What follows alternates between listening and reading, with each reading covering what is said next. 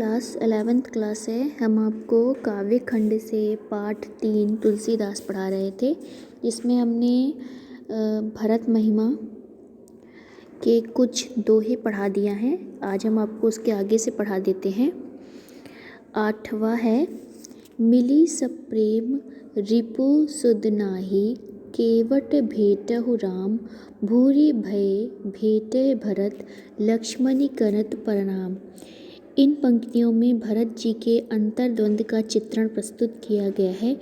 उन्हें लगता है कि पता नहीं राम मेरे साथ कैसा बर्ताव करेंगे, मुझे मलिन जानकर मुझे हो सकता है कि मेरा त्याग भी कर दें।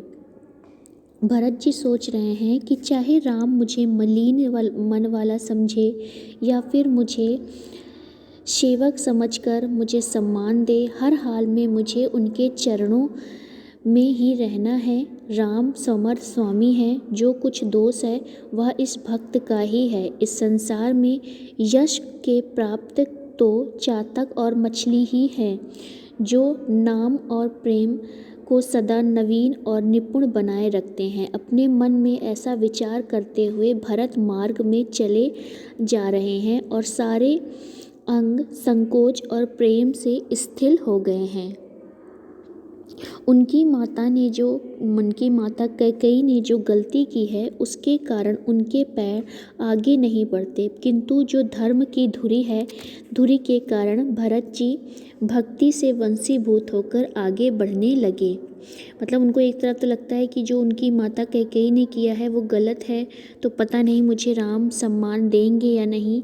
पर एक तरफ फिर दूसरी तरफ सोचते हैं कि राम तो भक्ति वात्सल्य स्वभाव वाले हैं, प्रेम जैसे स्वभाव वाले हैं, तो ऐसा सोचकर उनके जो पैर हैं वे जल्दी जल्दी आगे बढ़ते जाते हैं। उस समय भरत की दशा ऐसी है जैसे जल के प्रवाह में भंवर की गति होती है। भेटहु राम लखनी लघु भाई, बहुरी निषाद लिहि उरलाई, पुनि मुनि गम देहु फनाई बंदे, अभिमत आशीष पाई आनंदे। सनजु भरत उमगी अनुरागा, धरि सिर सिय पदुम परागा, पुनि पुनि करत प्रणाम उठाए, सिर कर कमल परसि उठाए। सिय आशीष दिहि मन माही, मगन स्नेह दे सुधि नाही, सब विधि सनुकूल लखि सीता, भय निसंकोच उर अडंबर बीता। कोउ कुछ कही कोउ कुछ पूछे, प्रेम भरा मन निज गति चूछा, तेहि अवसर केटहु धीरज धरु, जेरि पनि बिनवत प्रणाम करी। यहाँ पर भरत जी चित्रकूट पहुंचकर राम, भरत और लक्ष्मण सीता से मिले।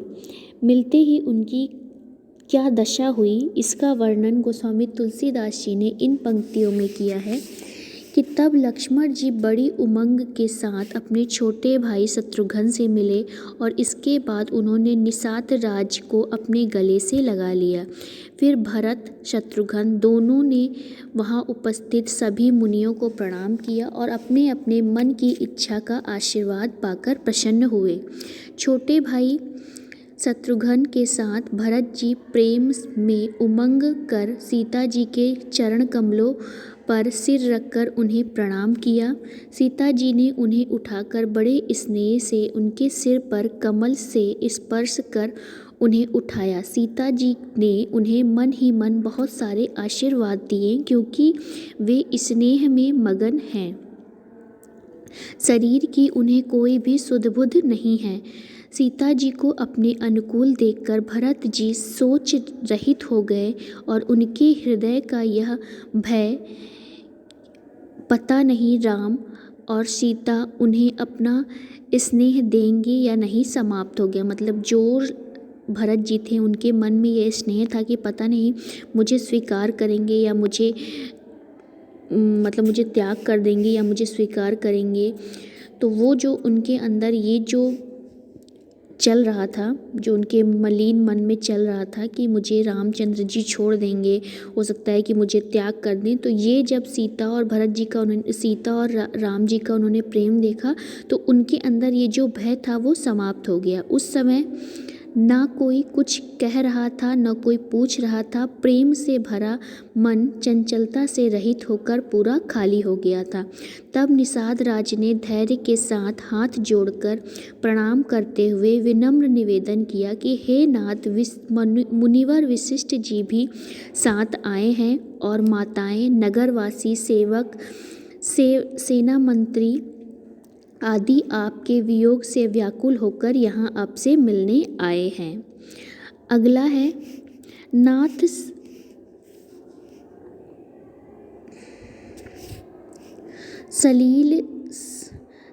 सील सिंधु सुनि गुर अवगुण, सिय समीप रखे रिपुदवन, जले सवेग राम तेहि काला, धीर धर्म धुर दीन दयाला, गुरहि देख सनुज अनुरागे, प्रणाम दंड प्रणाम करन प्रभु लागे, प्रेम पुलिख केवट कहि नामु, कहि दूर ते दंड प्रणामु, राम सखा सिय बरबस भेटा, जनु मही लूठत स्नेह समेटा, रघुपति भगति सुमंगल मूना, नभ सरहि शूर बिरसी फूला, एहि सम निपट नीच कोउ नहीं, बड़ विशिष्ट सम को जग माही। यहाँ पर गुरु वशिष्ठ और अन्य लोगों का आगमन की बात सुनकर श्री रामचंद्र जी उनसे मिलने चल पड़े। इस अवतरण में इसी वृत्तांत का वर्णन तुलसीदास जी ने किया है। शील के सागर राम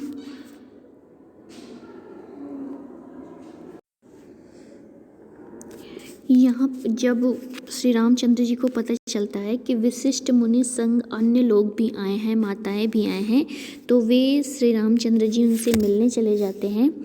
सील के सागर राम ने जब वशिष्ठ गुरु के आगमन की बात सुनी तब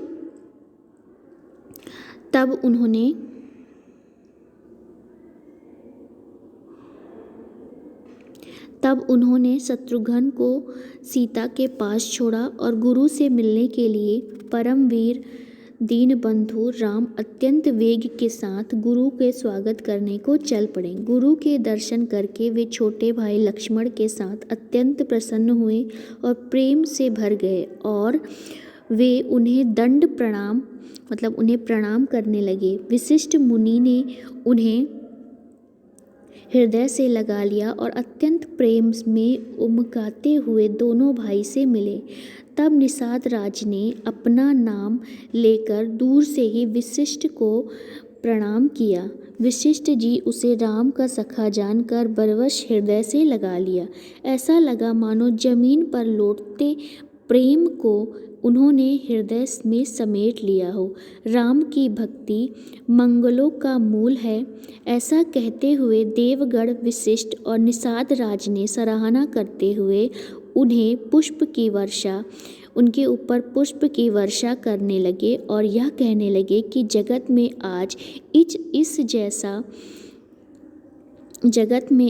इस जैसा कोई नीच तथा विशिष्ट अधिक बड़ा नहीं हो सकता। इस नीच को वशिष्ठ जी ने अत्यंत प्रसन्नता के साथ से लक्ष्मण से भी अधिक समझकर अपने हृदय से लगा लिया। यह सब राम की भक्ति का ही प्रताप है। मतलब जो कि निषाद राज होते हैं, उनको जब वशिष्ठ जी गले लगा लेते हैं तो ऐसा माना जाता है कि इस जगत